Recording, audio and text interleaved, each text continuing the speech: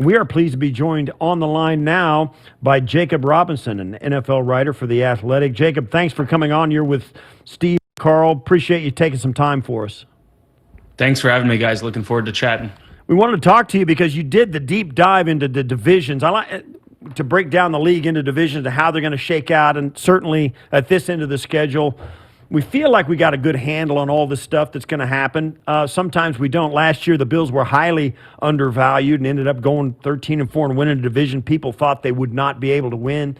So at this point, though, we've got three divisions on our mind here in Buffalo. The AFC East, of course, the AFC North, and the NFC South, which is the two divisions that the Bills play. And your thoughts about the East, certainly the Bills are the favorite, no question about it. But if you're going to pick a horse other than the Bills in the AFC East, who is it? Well, I think for the past couple of years, you look to the Dolphins as that obvious number two in the division. I think that changed this year, and I think the win totals that BetMGM and the other Vegas players have given the Patriots really evidence the fact that this is a team not only came in, brought in Mike Vrabel, which should improve the overall roster, improve the culture, but they plugged almost every hole that they had. And I think if we can see Drake May take a step in year two, which I think he can, especially if their offensive line improves. Now, there's been reports from camp that the Athletics' Chad Graff has come out with saying that the offensive line still looks shaky. I think that will be a key to see if the Patriots can emerge as that number two team in 2025. Because if not, I think it'll be close between them and the Dolphins. Within your article, your AFC East preview, one of your positions to watch for the Buffalo Bills was running back. And outside of the James Cook contract situation that's in the air right now, you also talked about Ray Davis and maybe he could rise into another caliber of player next year. How did you weigh that? Was this a position that you were looking for based solely off James Cook and his contract situation, or do you truly see something with Ray Davis going forward? Yeah, I think it's twofold. Number one, you can see the history of the Bills when it comes to extending rookie contract running backs. There is none. They haven't done it since this regime took over, and I don't expect that to change with the situation with James Cook. Now, the reason I don't think that'll change, and part of the reason why I say it's twofold, is because of what we saw from Ray Davis last year. We saw a player who can play all three downs, who can catch passes out of the backfield, who can run between the tackles, who can pass block. And if they see an emergence from him in this year, I think it's a no-brainer to play out Cook's contract. Let Ray Davis, I think it's 3 more years of team control on his rookie deal to see what he can do. We saw what he did in week 6 against the Jets when he was given a full-time role. I think he took like 20-something touches for 150 plus yards, looked fantastic. The team played well overall in that game. And if he can take another leap this year, I do think it's going to be a difficult conversation. Now, the question becomes, does this ever get to that point? Is there a point where the Bills say, you know what, it's worth it for us to keep Cook in this building on a team-friendly deal, and Cook agrees to that? I know Cook himself has posted on socials that he's looking for $15 million. Whether Buffalo gets to that number, I don't really think that happens. How good is James Cook? I think he's great. I think last year showed, what he brings to this team. He had 90-something rush yards per game in the playoffs. He was the engine of their win against Denver and really helps them take advantage of the middle of the field, which is often open when you have a team when you have a quarterback like Josh Allen and receivers who can really open things up in the middle. He's such a valuable piece of this Bills offense. And I think in a division like the AFC East, you want a running back that can really get you those big gains. I think the question becomes with Cook, though, when you're thinking about how valuable he is how many snaps is he playing? When he was healthy, he only played about 47% of snaps last season. That's not a $15 million per year running back, in my opinion. That's not a Derrick Henry type. That's not a Christian McCaffrey or a Saquon Barkley. So whether or not Buffalo sees him as a 60, maybe low 60% snap player, I think that will be the determination over how valuable he is to the team. Elsewhere in your article, you have wide receiver Josh Palmer as your breakout player to look forward to. If you ask a lot of Bills fans, they would hope it would be Keon Coleman, a Dalton Kincaid, or on the other side of the ball, maybe a Cole Bishop. Right. You have Josh Palmer. What led you in that direction? I love me some Josh Palmer, guys. He was on my fantasy team a couple years ago and really impressed, and I've had a soft spot for him since. But that doesn't factor at all into my decision here. And to me, Josh Palmer fits that Z receiver role that the team needed sorely last year. He can win the ball deep. He really separates well. And I think when you look back at some of the Bills tape, particularly against the Chiefs, which are that proverbial dragon that the Bills have been looking to slay for the past few years, particularly in the playoffs, getting open looks for Josh Allen, getting receivers open down the field has been such a big problem with this team. And I know there's been a lot of comments and talk about what they did or didn't do in the offseason to address that receiver position. But I do think Palmer, who spent a few years behind Keenan Allen, behind Mike Williams in LA, and always shone when he had that opportunity, could take a really big step this year. We've talked a lot about the Bills' offense, and certainly it seems as though they've got reason to be really optimistic this year, considering their wide receiver room. And from where we were a year ago, it's a big upgrade all the way across the board. Even though Matt Collins played well for the team, I think the depth in all 5 spots or all 6 slots in the wide receiver room seem to be manned by some guys with some pedigree. On the other side of the ball, however, the Bills last year 31st in the league in third down conversion. The one thing the Bills did last year was get turnovers, and that was really the engine of why they could stay in contention. 13-4 is great, but they wouldn't have been 13-4 if the team would have been 15th in turnovers instead of third, right? So on the defensive side, what's the prospects for the Bills going forward there, and how do you see that sifting out? Yeah, I'm really glad you brought up turnovers because to me, they ranked 3rd in total turnovers over the season, and that really masked how bad they were at stopping opposing offenses on third down. If you look at the statistics on passing attempts by opposing offenses on third down, so when they were throwing the ball on third downs, they had the worst rate in the league in terms of success in stopping them. I was really surprised. That's one of those stats when you're sorting through and you say, wow, I was not expecting to see that. Middle of the league, I could understand. But to be the worst team in the NFL at stopping the pass on third down points to 2 things. It points to a secondary that can't lock up the opposing receivers, and it also points to a pass rush that wasn't getting there when it needed to. The Bills did an excellent job addressing both of those this offseason. They improved the pass rush with Joey Bosa, a couple other free agents, and they attacked it through the draft as well. I really like the Landon Jackson pick in the 3rd round. I thought he could be a lot higher, and I had him a lot higher on my draft boards. And then they addressed the secondary in the offseason, bringing back Tre'Davious White. What he has left in the tank, we'll still find out this year. But they brought Dane Jackson back. Jamarcus Ingram's still there. Both of them will compete for a spot against Christian Benford, of course, with Maxwell Hairston. So that's going to be a much improved defense, especially when it comes to third down. And to me, that's what could help this team take the next step, especially when you think about what Bobby Babich could bring in year 2. You mentioned earlier that the Dolphins were the 2nd team in the AFC East since at least Mike McDaniel has been there. And this offseason, they've done some peculiar things, to say the least. Right. They just made a trade last week for trading away Jalen Ramsey and bringing in Minkah Fitzpatrick. In your article, you do not believe that they will be better than last year. What do you make of their offseason, whether it's acquiring a Minkah Fitzpatrick, beefing up the interior of the defensive line in the draft? I have no idea what direction they were trying to go in terms of, are they rebuilding, retooling, whatever the case may be. What are your thoughts? I feel you on that sentiment, man. It's a confusing build, and it's a team that's built for a lot of flash, and I think they missed a lot of the substance. Their interior of their defensive and offensive lines has been sort of ravaged over the past few years, losing a few key guards that they couldn't afford to re-sign because they were paying such big salaries to Tyreek Hill, had money earmarked for Tua, Jalen Waddle. This was a team that's really built almost in the opposite way of a lot of the best teams that we've seen, which is they haven't been focusing on the interior of their build. Struggle to run the ball up the gut. That leads to a lot of losses when you're running outside, when you're trying to throw a lot of screen passes to those flashier players. So on paper, a lot of people look at a team like the Dolphins and see stars in a lot of positions and bigger names, but I think they miss that bruising nature that you need to win at the NFL level. And I think that's one reason why I expect them to struggle this year, particularly when you think about the improvements that we're expecting to see across the board in the AFC East.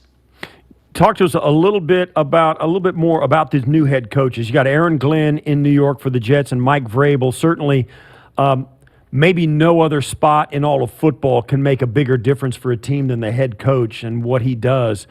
I've got a lot of respect for Mike Vrabel, and as a player, and we were talking in the break, I played against Aaron Glenn. I had a lot of respect for the guy. He was a tough competitor, a very smart football player, and he seems to be exactly that as a coach. How big a difference can Mike Vrabel and Aaron Glenn make for those two franchises? I think a huge difference. And when you look at what they came from and what they've done in their previous stops, those are both teams in the Titans with Vrabel and the Lions with Glenn built the way we were just talking about in the opposite way that the Dolphins are, which is they're building to run the football and to stop teams on defense. And that's the way Glenn has spoken all offseason. That's the way we know Vrabel's going to build his team. Now you also add in, which those can almost be assumed, but now you add in the X factor of Justin Fields. Can he take a step? This is probably the best offensive line he's had in his career. Can Drake May take a step? Those are pieces that Vrabel really didn't have. Now, Glenn, obviously, it's a bit of a difference with him coming from the defensive side, but from Vrabel's perspective, I think bringing in his mindset of run the ball, play defense, and adding in that X factor of a Drake May can really take this team to the next level really quickly.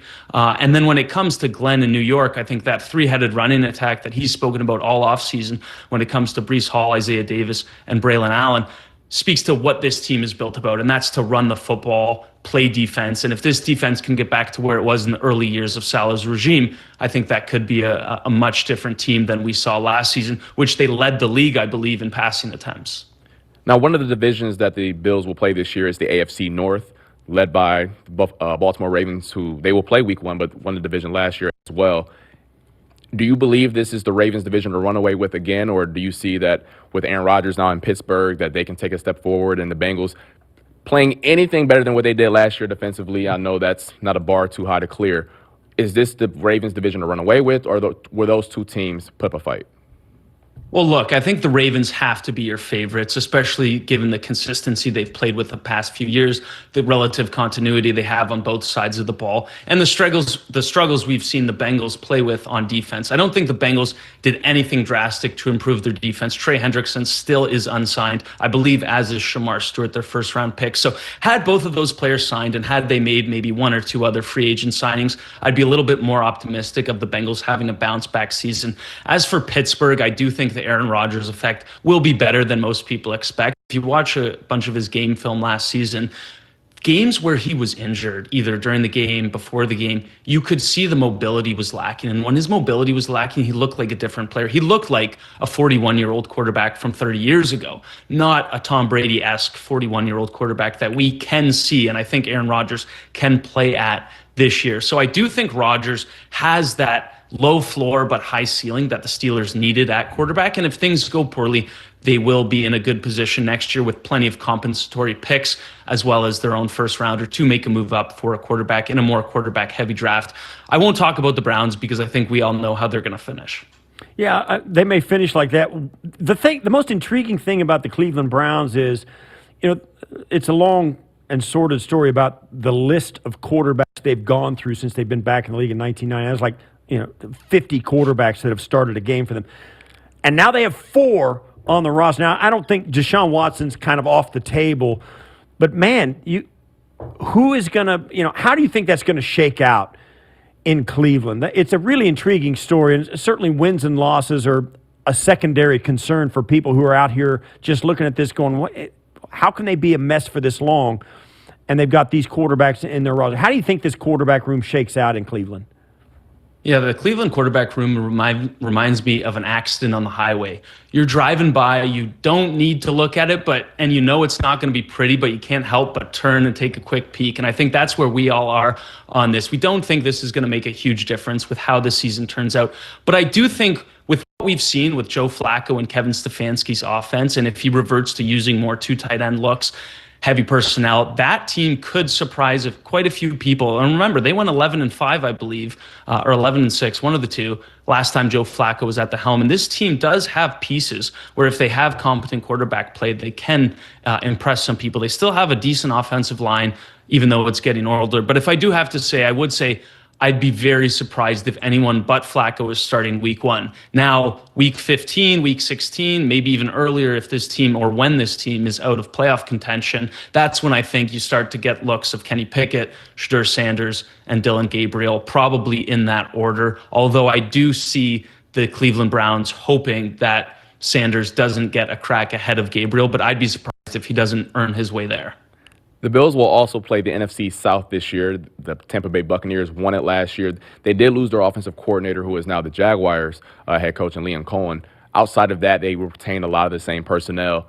Do you think that's their division to run away with as well? Or Kellen Moore, can he shake things up down there in New Orleans? Bryce Young in year 3, will he take a step forward? As well as in Atlanta, now the Michael Penix era. How does that division shake out in your eyes? Yeah, when I was writing my division preview for the NFC South, I really wanted to say that the Falcons were going to beat the Buccaneers this year, and the Buccaneers weren't going to run away with the division for, I think it would be the 5th or 6th straight season. I wasn't able to do that. The Buccaneers return a relatively loaded roster on offense. They've improved drastically on defense, getting many healthy players back, especially safety Antoine Winfield. Now they signed Hassan Reddick, who should be much better after a bit of an odd year last year with the Jets. He's got something to prove on a 1-year deal. I think just the improvements that the Buccaneers made on defense, together with their offensive continuity, that offensive line is one of the league's best. Offensive coordinator Josh Grizzard is a bit of an unknown quantity, but I do think based on who Tampa Bay's hired over the past couple of years, they deserve the benefit of the doubt. Grizzard's a Yale graduate. I'm not going to be surprised if he comes in and becomes a head coaching candidate next offseason based on what that offense can do and what this team can do. So I don't want to say Tampa Bay is going to run away with the division, but I'd be really surprised if anyone was 1 or 2 wins away from them. I was going to say, what do you think? How close is Atlanta? I mean, they seem like they're trying to convince themselves they're a good quarterback away, which a lot of teams will convince themselves of. How much is there in Atlanta in their roster, and what's missing? Well, look, in my prior life, I was a lawyer, and I could always convince myself of one of 2 arguments. And I think, and this is one case too, where I can talk myself into the Falcons. This team went 6-3 before Cousins' shoulder gave out, and he wasn't able to throw the football. Then they went on that losing streak. It was bad. Penix came back. They were one of the most productive offenses over the final few seasons. And this is a guy who can make every throw. There's few players that can do that. Matthew Stafford's one of them. If Penix can come in, now that he has a full offseason with the first team offense, he's got an elite offensive line, elite running back, an elite number 1 receiver, and a few others who can emerge. If he can put it all together, I think there's no reason why this team, which beat the Eagles last year with Cousins, can make a push to the Buccaneers. Now, I do think there will be questions about their run defense. They lost 2 big interior run defenders, one of them being Grady Jarrett this offseason, as Jeff Ulbrich, their new defensive coordinator, looks to make the team much leaner, much more athletic. They want to defend the pass first and foremost. But as we saw in the playoffs last year, if you're going to make it out of the NFC, you're going to need to stop the run. And I think that's one thing the Buccaneers do a lot better than the Falcons, which is why I have some questions there. Is there still reason to hope that the Carolina Panthers have turned it around and they are the team that they looked like they were in the last month and a half last year? I think hope is probably the best word that you can use about the Carolina Panthers situation. This isn't a playoff team in 2025, but 2026, I think they have been building the pieces there. Their offensive line is probably a top 10 unit in the league now. The amount of sacks Bryce Young took in year 2 basically halved from his first year. If he gets that protection now with a number 1 receiver in Tet McMillan, you've got a lot more options in that offense. And their defense can take a step after losing a huge amount of players and value to injury last year. I think this team can be a contender in 2026 for a playoff spot, but I think hope is probably the right word to use when it comes to any projections for success in 2025. On the Bills' schedule this year, they will play both participants in last year's Super Bowl, the Kansas City Chiefs, as well as the Philadelphia Eagles. You said that you had a lot of optimism for the Buffalo Bills this upcoming year. Reading through your AFC West preview, you also said that the Chiefs, record-wise, may take a step back, but you think that they'll be better with health and a bunch of the players that they added, as well as the Eagles. Where do you rank those 3 teams? I know that the last time we saw Kansas City, it wasn't for Bills fans, it was very delightful to see, right. But I know that in their perspective, it wasn't pretty. How would you rank those 3 teams? You could throw the Ravens in there as well. I think another team that a lot of teams have high expectations for. Yeah, I think that's a good way to look at the top 4 teams in the NFL right now. And my approach is always on any given Sunday, any team can win. And we've seen that to be true over the years, especially when it comes to the Bills and Chiefs, where the Bills seem to have their number in the regular season. Then come playoff time, the Chiefs able to pull it off, whether it's a Dalton Kincaid drop or some fluke penalty that the referee calls. But we don't need to get into that, or a first down when it comes to a 4th and 1. I do think between those 4 teams, any of them could win. To sit here and tell you, the Bills are better than the Chiefs, who are better than the Eagles, who are better than the Ravens, wouldn't be truthful. And I do think this is a league that is so much fun to watch because we have so many great quarterbacks, and each of those teams has a quarterback that can just single-handedly win a game. The question becomes in the playoffs, can their defense step up? And that's what's really cost the Bills when it comes to particularly Patrick Mahomes. I went through his EPA per play, which is essentially, in my opinion, the best way to measure how good a quarterback is against a particular team. His EPA in the playoffs is almost identical to his regular season numbers. The big problem is when he plays the Bills, it nearly doubles. He's been at his best in the playoffs, in particular, against the Bills. His EPA doubles. He had his best playoff game against Buffalo in this past season in the AFC Championship game. And I do think the Bills made a lot of good reinforcements this offseason to help with that third down, to help with that pass rush and in the secondary. So I do think they could change that this year. And as not a fan of the Chiefs, I don't want to see them win again. I'd be very happy to see Buffalo get past them and win the AFC. Yeah, well, from your lips to God's ears, we'll see. Jacob Robinson, Athletic, thanks for spending some time with us. Really appreciate your insights to the divisions rivalries and the divisions that the Bills are going to face this year. Appreciate it. Thanks for spending some time with us. It was a lot of fun, guys. Thanks for having me.